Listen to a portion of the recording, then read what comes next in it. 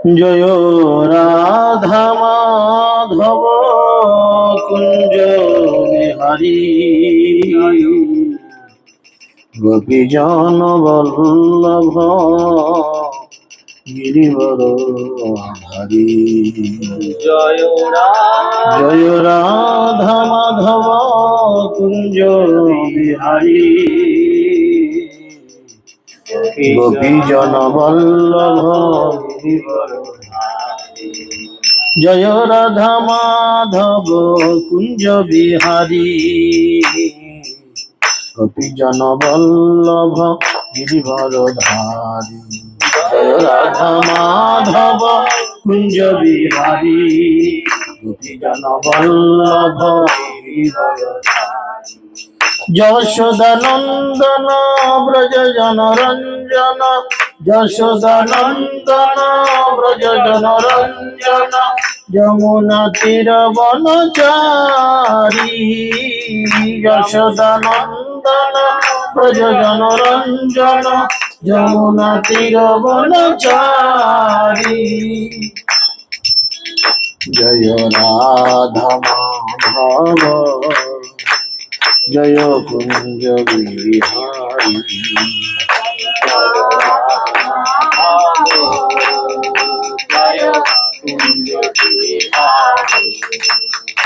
হরে কৃষ্ণ কৃষ্ণ কৃষ্ণ হরে হরে হরে রাম রাম রাম হরে হরে। হরে কৃষ্ণ কৃষ্ণ কৃষ্ণ হরে হরে হরে রাম রাম রাম হরে হরে। হরে কৃষ্ণ কৃষ্ণ কৃষ্ণ হরে হরে হরে রাম রাম রাম হরে হরে। হরে কৃষ্ণ তাই গৌর প্রেমানন্দে। হরে হরে হরে রাম রাম রাম হরে হরে। জয় রাধা মাধব জয় রাধা মাধব রাধা মাধব জয় রাধা মাধব রাধা মাধব জয় রাধা মাধব জয় রাধা মাধব। জয় গৌর নিতাই জয় গৌর নিতাই পঞ্চতত্ত্ব জয় গৌর নিতাই গৌর নিতাই জয় গৌর নিতাই পঞ্চতত্ত্ব জয় গৌর নিতাই। জয় প্রভুপদ জয় প্রভুপদ জগদ্গুরু শ্রীল প্রভুপদ প্রভুপদ জয় প্রভুপাদ জগদ্গুরু শিল প্রভুপাদ। জয় গুরু দেব জয় গুরু দেব পতিত পাবন গুরুদেব গুরুদেব জয় গুরুদেব পতিত পাবন গুরুদেব। নিতাই গুরু হরিব হরিব হরিব হরিব নিতাই গুরু হরিব হরিব।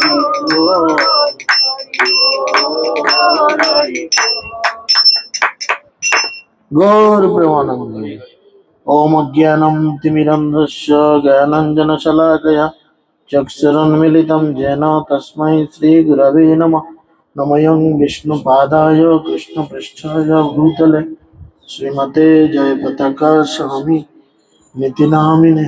नमो आचार्यपादाय निताय कृपाप्रदायिने गौरकथा धामोदाय नगर ग्रामोत्तारिणे। नमोऽयं विष्णुपादाय कृष्णपृष्ठाय भूतले श्रीमते भक्ति वेदांत स्वामी निति नामिने। नमस्ते सरस्वती देवे गौरवाणी प्रचारिणे निर्विशेष शून्यवादे पश्चात्तदेशतारिणे। जय श्री कृष्ण चैतन्य प्रभु नित्यानंद श्री अद्वैत गदाधर शिवासदि गौर हरे कृष्ण कृष्ण कृष्ण हरे हरे हरे राम राम राम हरे हरे। ओम नमो भगवते वासुदेवाय ओम नमो भगवते वासुदेवाय ओम नमो भगवते वासुदेवाय। हरि ओम तत्सत। हरे কৃষ্ণ। সকলকে আন্তর্জাতিক কৃষ্ণ ভাবনামৃত সংঘ তথা ইস্কন নামটার পক্ষ থেকে প্রীতি শুভেচ্ছা এবং অভিনন্দন। আপনারা সকলেই জানেন যে এখন মহিমান্বিত বৈশাখ মাস চলছে। তো এই বৈশাখ মাসে আমাদের একান্ত করণীয় বিষয়গুলির মধ্যে একটি কি, সেটি হচ্ছে ভগবানের চরণে আমাদের হরিকথা শ্রবণ, হরিনাম গ্রহণ এবং তার সাথে জলদান। তো আজকে বৈশাখ মাসের বোধহয় 30, এই 30 আজকে শেষ হলো, মানে আজকে শেষ হয়ে গেল, আজকে শেষ দিন। তো আপনাদের হাতে এখনো কয়েক ঘন্টা আছে, এখন বাজছে 7:30, 8:30, 9:30, 10:30, 11:30, 12, এখনো 4.5 ঘন্টা আপনাদের হাতে পড়ে আছে। যারা এই বৈশাখ মাসে জলদান করেননি অবশ্যই তুলসীতে একটু জলদান করে নেবেন। অখণ্ড সৌভাগ্যের অধিকারী হওয়া যায় এবং ভগবত চরণে প্রীতি লাভ হয় এই বৈশাখ মাসে। তো যাই হোক, হ্যাঁ তাই দেবেন, না প্লেস থাকলে দেবেন, কিছু করার নেই। পঞ্জিকায় কি লেখা আছে দেখবেন, আজকেই শেষ হচ্ছে। হ্যাঁ জল তো যখন তখন দেবে, সকালে দিতে হবে তার কি মানে আছে? জল দেওয়া যাবে যখন তখন, জল দেওয়া যাবে। দিনের বেলা গরম হয়, রাতে গরম নাই, ভাবছি কি করে? না না দেওয়া যায়, অসুবিধা নেই। আমরা তো রাতে গিয়ে জল দিই। আমাদের বাড়ির দুপাশে যে গাছ, সন্ধ্যের পরে ওই পৌরসভার জল এলে পাইপ লাগিয়ে দিই। ঠান্ডা জলটা সন্ধ্যার দিকে দেখবেন গাছের ক্ষেত্রে খুব ভালো লাগে। তো যাই হোক, আজকে যেহেতু এই মাসের শেষ দিন, জলদানের শেষ দিন, আগামীকালের পরের দিন থেকে আপনারা সকলেই জানেন সেই মহিমান্বিত দিন, যেটা আমরা কালকে আলোচনা করছিলাম। এই জগতের মানুষ আনন্দ হয়ে 12 মাসে একদিন আমাদের, 1 মাস আমাদের ফ্রি দেয়। ফ্রি মানে একটু কম পয়সায় মাল দেয়, তাই না? চৈত্র মাসে, তাই না? 12 মাসের মধ্যে চৈত্র মাসে একটু দেখবেন সেল টেল দেয়, দোকানে টাঙানো থাকে, মাইকে হেঁকে যায়। কিন্তু কৃষ্ণ আমাদের প্রতি এত দয়াময় যে তিনি 1 মাস দিয়ে থামছেন না। তিনি 12 মাসে 3 মাস দেন, বৈশাখ মাস, মাঘ মাস আর হচ্ছে কার্তিক মাস। বৈশাখ মাসে শুধু জল দান, তুলসীকে জল দেন বা লোক এলে তাকে জল দেন, বা ছাদে পায়রা টায়রা অনেকে বসে, পাখি টাকি বসে, একটু জল দিয়ে রেখে আসুন, গাছে জল দিন, যেখানে খুশি শুধু জল দান করুন, তাহলেই ভগবান খুশি। চিন্তা করেন, কৃষ্ণকে খুশি করার জন্য কিচ্ছু লাগবে না। দ্বিতীয় কি, মাঘ মাস। মাঘ মাস হচ্ছে স্নানের মাস। ভোরবেলা ব্রহ্ম মুহূর্তে উঠে একটু চান করবেন। চান করলে কার আরাম হবে, আমার না অন্য লোকের? চান করে সাবান মেখে চান করলে গায়ের ময়লা দূরে যাবে, শরীর ফ্রেশ ফিট থাকবে। দেখবেন গরমে খুব ঘেমে টেমে গেছেন, একটু স্নান করলে ঠান্ডা জলে বেশ শরীরটা আরাম লাগে, তাই না? তাহলে স্নান করব আমি, লাগবে আরাম আমার, আর কৃপা করবেন ভগবান মাঘ মাসে। আর 3 নাম্বার হচ্ছে কার্তিক দামোদর মাস। সেটা হচ্ছে কি, প্রদীপ দানের মাস। অনেকে স্বর্গবাতি দেয়, কেউ তুলসী তলায় বাতি দেয়, কেউ এমনি বাতি দেখায়। এই 3 মাসের জন্য নির্ধারিত। তো কৃষ্ণ এত দয়াময় যে এই 3 বছরে দিয়েও তার মনে আশা মেটে না আমাদের কৃপা করতে করতে। তিনি কি চিন্তা করেন যে এদের আমি আরো বেশি করে কৃপা করবো, এই জগতের মানুষ যেন আমার কাছে ফিরে আসে। কৃষ্ণ সব সময় এটা চায়। তাই তিনি কি করেন, 3 বছর ছাড়া একটা অধিক মাস দেয়, অতিরিক্ত মাস দেয় 3 বছর ছাড়া, যেই মাসে আমরা কৃপা অন্যান্য মাসের থেকে সহস্র গুণ পাই। সেটা কি মাস? পুরুষোত্তম মাস, যেটাকে জাগতিক মানুষ মল মাস বলে। মল মানে বিষ্ঠা বা পায়খানা, লোকে খারাপ ভেবে ছাড়ে, কিন্তু এই মাসেই ভগবান প্রত্যেকটা কাজের জন্য 10,000 গুণ বেশি কৃপা করেছে। এই মাসে অন্য কোনো কাজ কেন করতে নেই না, অন্য কোনো কাজে কোনো প্লেস দেওয়া হচ্ছে না, অন্য কোনো পুজো আজা, অন্য কোনো অনুষ্ঠান তোমার এই মাসে কোনো গল্প নাই, তুমি যা হবে অন্য মাসে। এই মাসে শুধু আমি আমার ভক্তকে অনন্ত কোটি গুণ কৃপা বর্ষণ করে যাব। তাই এই যে পুরুষোত্তম মাস আসতে চলেছে, ঠিক আছে, কোনো শাস্ত্রভেদে শনিবারের মাঝরাত্রে থেকে, কোনো শাস্ত্রে রবিবার সকাল থেকে, 1 মাস যাবৎ পুরুষোত্তম মাস। এই পুরুষোত্তম মাসে অবশ্যই আমাদের পুরুষোত্তম ভগবান, পুরুষোত্তম একমাত্র পুরুষ, পুরুষ মানে হচ্ছে বেটা ছেলে, উত্তম মানে হচ্ছে বেটা ছেলের মধ্যে সেরা। কারণ বেটা ছেলেদের মধ্যে সেরা মানে কি, যার সব ক্ষমতা আছে। এখন আমি যদি বলি আমি পুরুষ, তাহলে আমার কড়ি আঙুলের ডগে একটা ইট চাপিয়ে দেন, পারবো? পারবো? ইট ছাড়েন, একটা পোস্ত দানা চাপিয়ে দেন, শুকনো, কেউ থুতু দিয়ে লাগিয়ে দিলে অনেকক্ষণ থাকবে, থুতু শুকিয়ে গেলেই পড়ে যাবে। পাবলিক তো অনেক চালাক আছে, এই দেখো আমি রেখেছি কি করে, তুমি বলছিলে কিছু না, এমনি শুকনো রাখতে হবে। একটা পোস্তর দানা রাখার যোগ্যতা আমাদের নাই, চিন্তা করে দেখেন। আর ভগবান গিরিরাজ গোবর্ধন ডান হাতে নয়, বাঁ হাতের কড়ি আঙুলে কতদিন রেখেছিল? 7 দিন 7 রাত। তাই তিনি পুরুষোত্তম। আমাদের একটা নিয়ে গলদ ধর্ম। ও কেন বিয়ে করেছিল রে বাবরে, বারে জ্বালিয়ে মেরে দিলে বউগুলো সব। চিন্তা করেন, একটা নিয়ে গলদ ধর্ম, উত্তম কুমারের গান আছে না, একটা নিয়ে গলদ ধর্ম, আরো সব বাকিটা জানি না। তো যাই হোক, ভগবানের কথাগুলো 16,108। চিন্তা করেন, আমাদের একটা নিয়ে জ্বলে পুড়ে মরছি, সে 16,108টাকে ঠিক হ্যান্ডেল করছে। চিন্তা করে দেখেন, আমাদের একটা ছেলে নিয়ে তার বদমাইশি সামলাতে সামলাতে মাথা খারাপ, তাই না?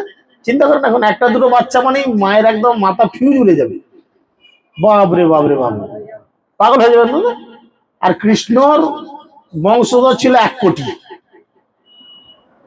16,108টা বউ, সবার 10টা করে ছেলে বলে গুণ করুন মোবাইলে বসে। এবারে পরীক্ষায় প্রশ্ন আসবে কালকে, ঠিক আছে? চিন্তা করে দেখেন, একটা তোমাদের উত্তরই বলে দিল কালকের পরীক্ষা। তো বিষয় হচ্ছে সেরকম। তাহলে চিন্তা করেন, আমাদের একটা সন্তান ছেলে পুলে সামলাতেই মাথা হয়ে, দেখুন একটা করলে নিচে, ওকে মোবাইল না দিলে ঝামেলা করবে, এক্ষুনি কেঁদে কুটে গোটা বাড়ি একা, বাবা তুই নিয়ে শান্ত থাক। তাহলে চিন্তা করেন, ওনার একটা না হয়ে ওই যদি 1 কোটি বংশধর হতো, তাহলে ও কি কত পাগল হয়ে যেত একদম। একটা নিয়ে আমাদের মাথা খারাপ হয়ে যেত ছেলে পুলে, আর যদি এতগুলো হতো কি হতো। তিনি পুরুষোত্তম বলে সব ঠিক আছে। যাই হোক, তখন আমাদের অন্য কিছু ছিল। তো এরকম এরকম পরিস্থিতি, তাই তিনি পুরুষোত্তম। তো এই মাসে আমাদের একান্ত করণীয় কি না, সাধু সঙ্গে কৃষ্ণ নাম, সাধুগুরু বৈষ্ণবদের সাথে হরিনাম করতে হবে বেশি করে, ভগবানের লীলা গুণ কীর্তন শ্রবণ করতে হবে, রাধাকৃষ্ণের বিভিন্ন লীলা শ্রবণ করতে হবে, এবং চেষ্টা করতে হবে ধামকে পরিক্রমা। তাই আমরা শনিবারে যে পুরুষোত্তম ক্ষেত্র, পুরুষোত্তম ভগবানকে দর্শন করার উদ্দেশ্যে যাত্রা করছি, নৃসিংহদেবের গুরু মহারাজের প্রভুপাদের কৃপায়, ওনাদের আশীর্বাদ শিরে ধারণ করে। তো যেদিন থেকে পুরুষোত্তম মাস পড়ছে, আমরা সেদিন থেকেই কিন্তু পুরুষোত্তম ক্ষেত্রে প্রবেশ করছি। বুঝা গেল? ভোর থেকে পড়ছে না, চলেন মেজে বসে নিয়ে যাবো, আমরা ছাদে বসে যাবেন, একটু এটাকে শান্ত করেন, কোথায় বাজছে।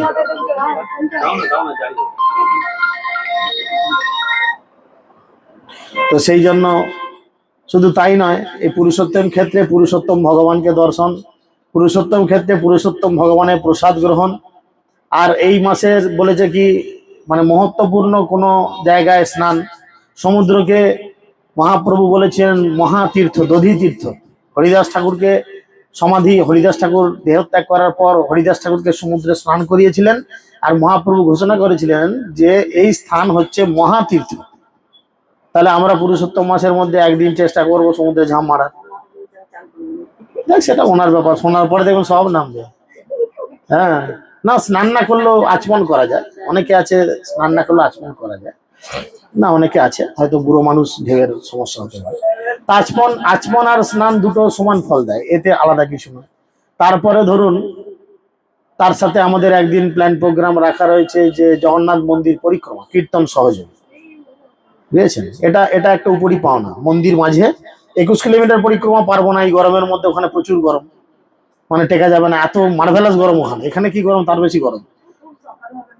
না, সন্ধ্যায় করবো। সন্ধ্যার দিকে এরম টাইমে 6টা সাড়ে 6টায় ধ্বজা তোলা হয়ে গেলে দেখে, তারপরে ঢেউ ঢাকনা নিয়ে আমরা টোটাল টিম, কানা খোঁড়া সব আছে আমাদের। হ্যাঁ, বুড়ো বুড়ি আছে, আমার মা আছে, এক সে এক খোঁড়া মানুষ। না, মন্দিরের বাইরে ঘুরবো তো, লোকাল আছি তো, ওখানে ছোটদা রয়েছে, ওর বন্ধু স্টাফ আছে, পান্ডারা আছে, পেয়ে গেছি। রামকৃষ্ণ বাড়ি, প্রতিবারে লক্ষ্মীর বাড়ি থেকে রামকৃষ্ণ সঙ্গীতা বলছে এবার আমাদের একটু সুযোগ দেন, নিয়ে যাও। তো এরম ব্যাপার আছে পুরুষোত্তম ক্ষেত্রে। তাই আমরা শাস্ত্র সিদ্ধান্ত অনুযায়ী যা কিছু পুরুষোত্তম মাসে যা কিছু মানে উপরি পাওনা, এবারে গুরুদেবের কৃপায় আমরা সবকিছু পরিপাওনায় পাওয়ার চেষ্টা করছি। এবং শুধু তাই না, তার সাথে আরো পরিপাওনা হচ্ছে জগন্নাথের আবির্ভাব স্থান, যেখানে জগন্নাথ আবির্ভাব হয়েছিলেন নীলমাধব, সেই জায়গাও আমরা যাওয়ার প্ল্যান করে রেখেছি। তো আজকে আলোচনার বিষয়ে এত কিছু বলার কারণ কি না, আজকের যে ক্লাসটা করবো, আশা করি এই ক্লাসটা আমি আজ পর্যন্ত কোথাও দিইনি, ইচ্ছা করেই দিই। অনেকের দ্বিমত আছে এই ক্লাসের ওপরে। তো শাস্ত্রে নির্দেশ করছে কি, যে এই যে মহাপ্রভু আসলেন, ভগবানের আসা এবং যাওয়া, ভগবান শ্রীকৃষ্ণ গীতায় বলেছেন, জন্ম কর্ম চমে দিব্যম য ব্যক্তি তত্ত্বত ত্যাক্তা দেহং পুনর্জন্ম নৈতি মামিতি সহজ। অর্থাৎ আমার জন্ম এবং কর্ম দুটোই হচ্ছে দিব্য। দিব্য মানে হচ্ছে সাধারণ মানুষের মতো নয়, সাধারণ মানুষের মতো আমার কাজে নয়। মন খুব চঞ্চল তোমার, ওইটাকে ঘুরাচ্ছ কেন সবসময়, বাচ্চা ছেলের মতো ক্লাস চলছে, ওটাকে ঘুরিয়ে যাচ্ছে, ছোট ছেলে তুমি। তো সেই জন্য এইটা যাদের উপর বিশ্বাস থাকে, ভগবান বলছেন কি, তারা দেহত্যাগ করার পর আর এই জগতে ফিরে আসে। সাধারণ মানুষের মতো কর্ম ভগবানের নয়। দেখুন, আমরা মাতৃজঠরে খুব বেশি হলে কতদিন থাকি? 10 মাস 10 দিন। ডাক্তারের জ্বালায়, ঘরের লোকের জ্বালায়, মাসি পিসি ঠাকুমা দিদিমার জ্বালাতে আমাকে ততদিনও থাকতে দেয় না। 10 মাস হয়ে গেলেই বা তার আগেও যদি একটু নড়াচড়া কম হয় বলে কেটে তুলে দেন, সিজার করে তুলে দেন, দরকার নেই। তো খুব বেশি হলে 10 মাস 10 দিন। মহাপ্রভু ছিলেন কদিন? 13 থেকে 14 মাস মহাপ্রভু ছিলেন মাতৃজঠরে। চিন্তা করেন, ভালো সময় দেখছে তবে আমি পৃথিবীতে আসবো, বুঝা গেল? এবার এটা তো আমরা আশাটা জানলাম। আমি আজকের যে ক্লাস, সেই ক্লাস হচ্ছে কি, কিভাবে মহাপ্রভু এই জগৎ থেকে অপ্রকট হয়ে গেলেন। অনেক জায়গায় অনেক কথা আছে, কেউ বলে পান্ডারা মেরে দিয়েছে, কেউ বলে সমুদ্রে মিলিয়ে গেছে, অনেক বলে। কিন্তু শাস্ত্র কি বলে? শাস্ত্র কি বলছে না, যদিও সেই গ্রন্থ আমি আজকে আনি না, সেই গ্রন্থ চৈতন্য মঙ্গলে রয়েছে, আমরা ওখানে ওটা ডিটেলসে আলোচনা করব। আর মহাপ্রভু যেভাবে গিয়ে বিলীন হয়েছিল, আমরা হয়তো সে বিলীন হতে পারবো না, আমাদের সে ক্ষমতা নাই, আমাদের সব পাপি তাপি মানুষ। তো মহাপ্রভু যেভাবে জগন্নাথের বিভিন্ন কথা আলোচনা করে গিয়ে, মানে কি, যেদিনে মহাপ্রভু মনে মনে স্থির করলেন যে এই জগতে আমার বহুদিন হলো, এবার আমাকে আমার নিত্যধাম গোলক বৃন্দাবনে ফিরে যেতে হবে, তখন মহাপ্রভু কি করলেন, তার সমস্ত পারিষদ বর্গকে ডাকলেন। সেখানে স্বরূপ দামোদর রায়, রামানন্দ রায় ইত্যাদি অনেক অগণিত বৈষ্ণব ছিল। মহাপ্রভু ওখানে 24 বৎসর লীলা করেছেন। 24 বৎসর একটা জায়গায় থাকলে একটা লোক পরিচিতি বাড়ে, তাই না? মহাপ্রভু যেহেতু ওখানে ছিলেন, থাকতে থাকতে থাকতে থাকতে লোকমুখে মহাপ্রভুর সুনাম চতুর্দিকে, সবাই চেনে, সবাই জানে। মন্দিরে যাতায়াত রয়েছে, মন্দিরে যারা পুরোহিত তারাও মহাপ্রভুকে বুঝতে পেরেছেন। তারা হয়তো ভগবান বলে জানে না, কিন্তু জানে একটা ছোকরা ছেলে, সন্ন্যাসী মানুষ, ভালো। তো আজকের ঘটনা কি না, মহাপ্রভু আজকে চিন্তা করেছেন মনে মনে যে আজকে আমি আমার নিত্যধাম নিত্যালয়ে ফিরে যাব। আমার স্ত্রী যেভাবে আমার কাছে ফিরে এলো, সে আমাকে ডাকছে। মহাপ্রভু স্ত্রীর নাম কি ছিল? বিষ্ণুপ্রিয়া। লক্ষ্মীপ্রিয়া ছিল, লক্ষ্মীপ্রিয়া আগে তার বিয়োগ হয়েছিল। কারণ মহাপ্রভু যখন বাংলাদেশে টিউশনি পড়াতে যান, মানে টিউশনি মানে টোল, তখন তার টিউশনি পড়ানো থাকেনি, তখন ওই গীতা ভাগবত ইত্যাদি পড়াতো টোল। মহাপ্রভু টোল পড়াতে গেছিলেন অধুনা বাংলাদেশ, তখন ভাগ হয়নি অবশ্য পশ্চিমবঙ্গের সঙ্গে। তো যেহেতু লক্ষ্মীপ্রিয়ার থেকে অনেকদিন দূরে ছিলেন, স্বামীর বিরহে তিনি দেহত্যাগ করেছিলেন। লক্ষ্মীপ্রিয়া দেখবেন অনেকে বলে সাপে কামড়ে মারা গেছে, লক্ষ্মীপ্রিয়ার কথা বলে, কিন্তু লক্ষ্মীপ্রিয়াকে কি সাপ কামড়েছিল? বিরহ সর্প। না ঢোড়া সাপ, না ঢ্যামনা সাপ, না চিতা সাপ, না গোগর সাপ, না অন্য কোনো সাপ, তাকে বিরহ সর্প। বিরহ মানে ছাড়াছাড়ির যে সাপ, দূরে থাকার যে কষ্ট, সেই কষ্টে তিনি দেহত্যাগ করেছিলেন, বুঝেছেন? অনেকে এটাকে সাপ ফাপ বলে, অ্যাকচুয়াল সাপে কামড়ায়নি, না, বিরহ সর্প। দ্বিতীয় বিয়ে করেছিলেন বিষ্ণুপ্রিয়াকে। আমরা অনেকেই জানি কিভাবে মহাপ্রভু যখন চলে গেলেন, 2-3 দিন আগে আমার ক্লাস আছে, যে যখন মহাপ্রভু চলে যাবেন বলে ঠিক করেছেন, বিষ্ণুপ্রিয়া তার পায়ে এসে পড়ে কান্নাকাটি করেছে। মহাপ্রভু তাকে তুলে তাকে অনেক বুঝিয়েছে। বুঝানোর পরে মহাপ্রভু তাকে চতুর্ভুজ রূপ দর্শন দিয়েছেন। দিয়ে বলে গেছেন আমার এই রূপ তোমার কাছে রইল, আমি এর মধ্যে নিত্য বিরাজ করব। তুমি যখন আমাকে মনে করবে তোমার সাথে প্রয়োজন, আমি যে স্বরূপে থাকবো সেই স্বরূপে আসবো। সেইভাবেই এখনো নবদ্বীপে ধামেশ্বর মহাপ্রভু সেবা পায়। যারা নবদ্বীপ গেছেন দেখবেন ধামেশ্বর মহাপ্রভু সেবা পান। এবং এই ধামেশ্বর মহাপ্রভুর বিষ্ণুপ্রিয়া দেবী সেবা করতে করতে একদিন সে তার স্বামীর বিরহে স্বামীর কাছে ফিরে যেতে চাইল। তখন তিনিও ঘরের মধ্যে ভোগ লাগানোর মতো ঢুকলেন, ভোগের থালা নিয়ে দরজা ভেজিয়ে দিলেন আর দরজা খুললেন না। অনেক বড় কাহিনী, আমি ছোটর উপর বলছি। তো তার ভাই দেখলো দিদি অনেকক্ষণ ঢুকেছে ভোগ লাগাতে, এক দুপুর হয়ে গেল এখনো বেরোয়নি কেন, দিদির কি ভেতরে শরীর টরীর খারাপ হলো? দরজা ধাক্কা মেরেছে, দরজা খিল দিয়া, দরজাকে ভেঙে ভেতরে ঢুকে দেখে দিদি ভেতরে নাই, মানে দেবী বিষ্ণুপ্রিয়া ভেতরে নাই, অদৃশ্য হয়ে গেছে। চতুর্দিক খোঁজাখুঁজি করেছে, রাত্রে ভাইকে স্বপ্ন দিয়ে বলেছে যে ভাই তোমার কোনো চিন্তা নেই, আমি তোমার জামাইবাবুর শরীরে বিলীন হয়ে গেছি। বুঝতে পেরেছেন কত বড় প্রেম? চিন্তা করে দেখুন।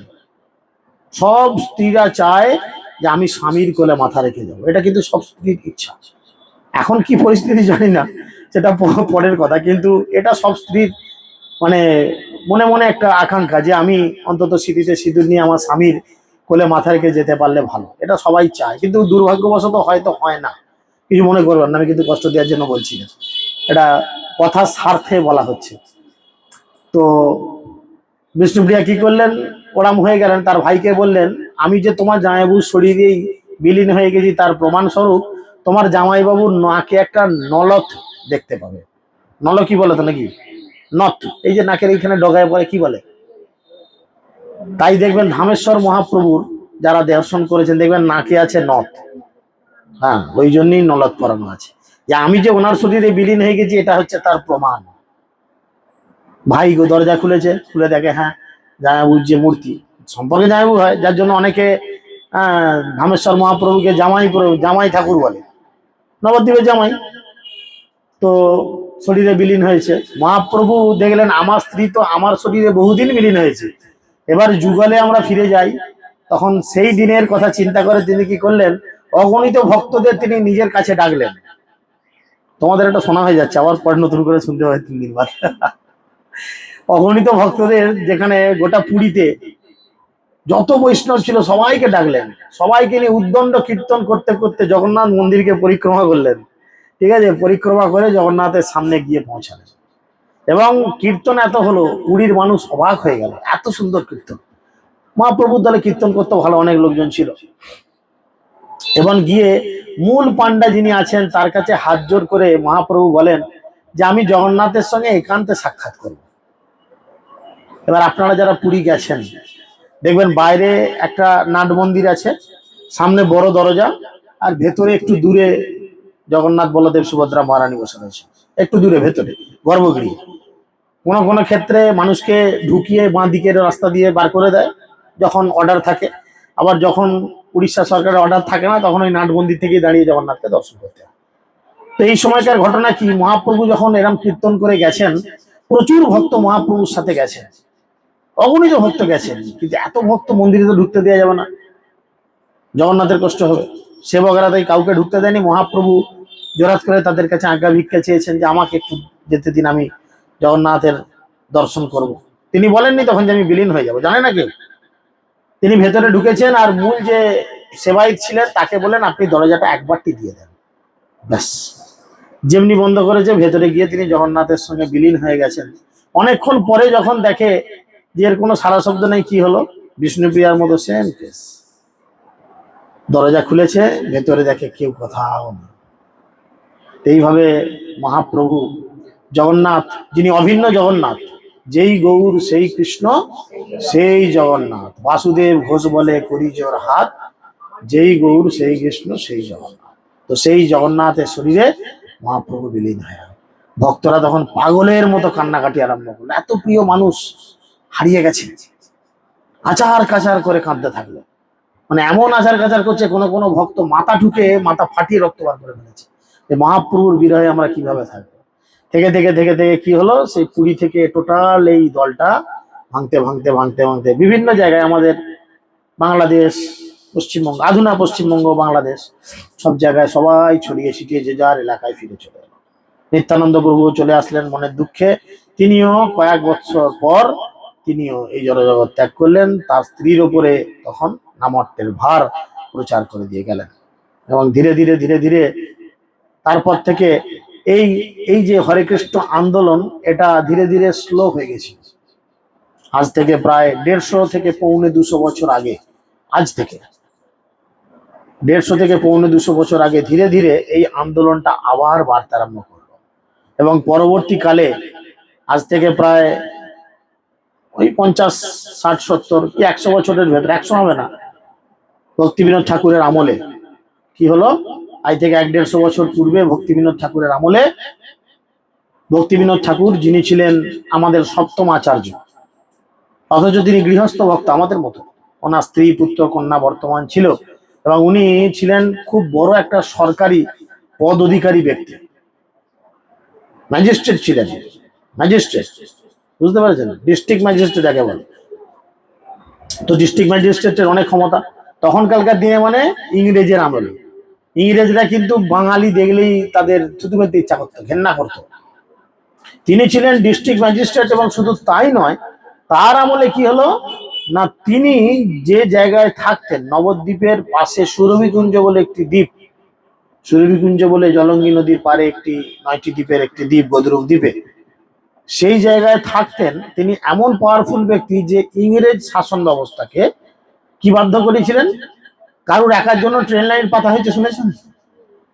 কোন নেতা মন্ত্রী এলে হয়তো রাস্তা বাগিয়ে দেওয়া হয়েছে শুনেছি বা দেখেওছি, কিন্তু কোন এরকম কোন পদাধিকারী ব্যক্তি যার জন্য ট্রেন লাইন পাতা হয়েছে? ভক্তিবিনোদ ঠাকুর ছিলেন এরকম একজন ব্যক্তি যার জন্য ট্রেন লাইন পাতা হয়েছে। চিন্তা করুন, এই ট্রেন লাইন এখন আমরা দেখতে পাই, যারা আমরা 4 চাকা নিয়ে মায়াপুর যাই, দেখবেন কৃষ্ণনগর ঢোকার আগে, 34 নম্বর জাতীয় সড়ক ঢোকার আগে একটা রেল লাইন পরে, এখন তো এটা মানে বড় লাইন হয়ে গেছে। এই লাইনটা সোজা যাচ্ছে একদম জলঙ্গির গা ধরে সুরভিকুঞ্জ,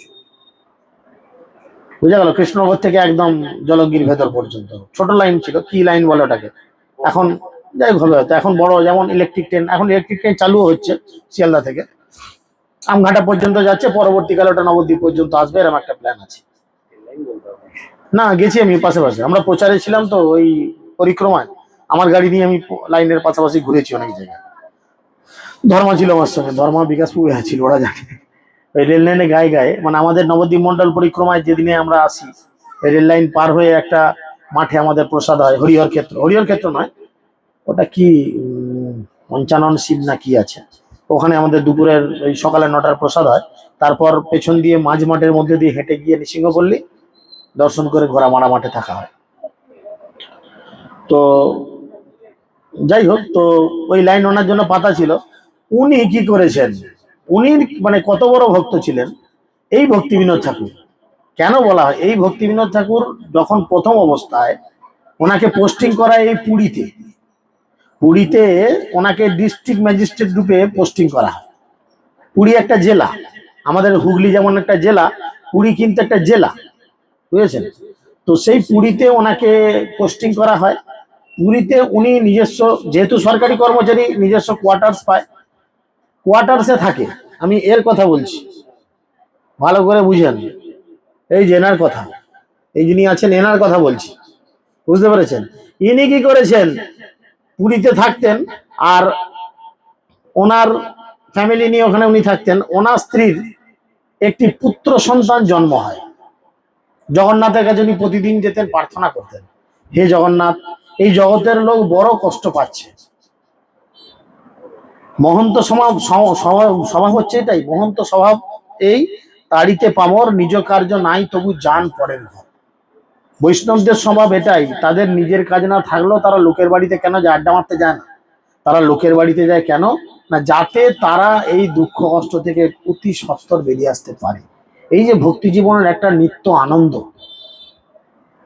এই যে একটা নিত্য আনন্দ, এই আনন্দের স্রোতে যারা গা ভাসিয়েছে তারা ছাড়া বুঝে না এর আনন্দের কি রস। তাই ভক্তিবিনোদ ঠাকুর কি করতেন, প্রত্যেক দিন, যেহেতু উনি পদ অধিকারী একজন সরকারি কর্মচারী, তাই জগন্নাথ মন্দিরে ওনাকে একটা বিশেষ পদ, সম্মানীয় একটা বিশেষ পদ দেওয়া হয়েছিল। তাই উনি জগন্নাথ মন্দির প্রায়ই ঢুকে যেতেন। এখন যেমন জগন্নাথ মন্দির ঢোকার ক্ষেত্রে আপনার পায়ে লাগলে পাটা বিছিয়ে বসুন না, ভালো করে আরাম করে বসুন, কিছু অসুবিধা নেই, পা বেশি বসুন, বয়স্কদের লাগে পায়ে জানি, আমারও মা ওরকমই ব্যাপার, পা বেশি বসুন। তো তিনি যেহেতু জগন্নাথ মন্দিরে যখন তখন যেতেন, এখনের মতো টাইট সিকিউরিটি নয়। এখন যেমন জগন্নাথ মন্দিরে অনেক চেকিং হবে, লাইনে ঘন্টার পর ঘন্টা দাঁড়িয়ে থাকো রোদের মধ্যে ছাতা নিয়ে তবে ঢুকবে। তো আগেকালকার দিনে তা ছিল না, যে কেউ মন্দিরে ঢুকতো। এই করোনা পিরিয়ডের পর থেকে কড়াকড়ি আরো বেশি, এখন তো কড়াকড়ি আরো বেশি। এটা নাকি পরবর্তীকালে আবার অনলাইন হবে, অনলাইনে স্লট বুকিং করে যেতে হবে, যেমন দক্ষিণের মন্দিরে যায়। তুমি একটা স্লট, যে আমার সঙ্গে 70 জন আছে, এই 70 জন ক্যান্ডিডেটকে নিয়ে মানে ওদের ওয়েবসাইটে যেতে হবে, 70 জনের নাম, ওই আধার কার্ডের ইয়ে দিয়ে তোমাকে স্লট বুকিং করতে হবে। মন্দির কর্তৃপক্ষ থেকে তোমাকে টাইম দিয়ে দেবে, সেই টাইমই দর্শন, অন্য কোনো টাইমে গেলে হবে না। এটা পুরীতে নাকি চলছে, মানে এখনো চালু হয়নি, এরকম হবে অদূর ভবিষ্যৎ, যেগুলো দক্ষিণের মন্দিরে হয়ে গেল। তো ভক্তিবিনোদ ঠাকুর কি করলেন, জগন্নাথের কাছে গিয়ে প্রার্থনা করলেন, হে প্রভু, এই জগতের মানুষকে উদ্ধার করার জন্য যদি আমাকে কোনো সন্তান দিতে হয়, তাহলে আমাকে তোমার মতো একটা সন্তান দাও। এবার চিন্তা করেন, ভগবান পড়ে গেল বিপদে। আমার মতো সন্তান কি হয়েছে, ভগবানের মতো মানে তার মতনই হতে হবে, ভগবানের মতো। আর এই জগতে ভগবানের মতো কে আছে? ভগবানের মতো কেউ আছে কি এই জগতে? কেউ নেই। তাহলে ভগবানের মতো মানে ভগবানকে নিজেকেই আসতে হবে। তাই ভগবান তখন বললেন, আমি না, আমার সেনাপতি ভক্ত যাচ্ছে। তিনি আসলেন কে? এই দেখুন, এইখানে যিনি রয়েছেন, এই যে, বুঝতে পারছেন, এইখানে যিনি আছেন, সরস্বতী গোস্বামী ঠাকুর ছিল প্রভুপাদ। এনার নাম হলো প্রথমে কি, বিমলা প্রসাদ। পুরীর মন্দিরের বাইরে রয়েছেন বিমলা দেবী, বুঝতে পারছেন, এর অনেক কাহিনী ছিল। তাই বিমলা দেবীর কাছে জগন্নাথের ভোগ লাগিয়ে তারপরে বিমলা দেবী পায়, তারপরে জগতের মানুষ আমরা পাই। অনেকে বলে ইস্কন ভক্তরা দেবদেবীদের প্রসাদ খায় না, এটা ভুল কথা। বিমলা দেবী হচ্ছেন স্বয়ং মায়া দেবী। জগন্নাথ মন্দিরের যা প্রসাদ, আগে জগন্নাথের পর বিমলা দেবী পায়, তারপরে আমরাও পাই, বুঝতে পেরেছেন। তাই বিমলা দেবীর কৃপায় যেহেতু তিনি আসলেন, কলজোড়া করে তাদের সন্তান আসলো, তাই সেই সন্তানের নাম রাখলো বিমলা প্রসাদ। এই ছেলে যখন একটু বড় হলো, মানে 2-1 বছরের হলো, একদিন রথযাত্রা চলছে, রথ যেতে যেতে হঠাৎ আটকে দাঁড়িয়ে রয়ে গেছে ঠিক ওদের কোয়ার্টার্সের সামনে। রথ আর নড়ে না, হাতি ঘোড়া লাগিয়েছে, লোক দিয়ে টানাচ্ছে, রথ আর নড়ে না। আর যখনই বিমলা প্রসাদকে ওর মা কোলে করে নিয়ে গিয়ে রথে জগন্নাথের পায়ের কাছে বসিয়ে দিয়েছে, জগন্নাথের হাতে দেখুন মালা আছে, হাত থেকে একটা মালা খুলে তার গলায় পড়লো। অরিজিনাল সত্য কথা, তার গলায় পড়লো। পান্ডারা বুঝে গেলেন যে ইনি কোনো সাধারণ ব্যক্তি নন, ইনি কোনো সাধারণ ব্যক্তি নয়, জগন্নাথ যাকে মালা দিল গলায়। এবং গলায় মালার পর পরার পর রথ দিব্যি গড় গড় করে করাতে থাকলো। সেই ব্যক্তি আসলেন, এসে এই জগৎকে উদ্ধার করলেন।